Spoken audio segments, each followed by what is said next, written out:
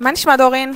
טוב, מה קורה? בסדר, תגידי, מה מיוחד דווקא בך? למה שאני אבוא דווקא אלייך? אני אגיד לך מה.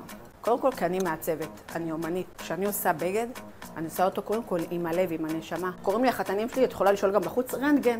כי הם אומרים לחברים שלהם, תקשיב, אין מצב שאתה נכנס לדורין, והחליפה הראשונה שהיא שמה לך, אתה לא לוקח. כל החוכמה שחתן מגיע אליי, שאני יודעת להתאים לו את הגזרה הנכונה, את הצבע הנכון, את הבד הנכון, שיחמיא למבנה גוף שלו, לאישיות שלו, לגוון עור שלו. ואין דבר כזה, תקשיבו טוב טוב, אין דבר כזה, ואתם יכולים לבדוק אותי, שאני לא קולעת בחליפה הראשונה. היה ברור לי שאני לא מסתכל על כלום עד שאני מגיע לכאן. באתי לדורין סגול, חליפה הראשונה שהתיישבה עליי, זו החליפה שאני לוקח.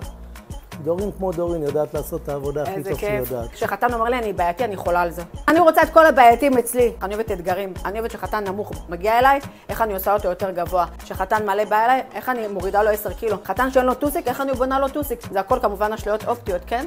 אבל זה עניין של גזרה נכונה, לדעת לעצר על הגוף נכון, לעצב על הגוף נכון. אז זה מה שמיוחד.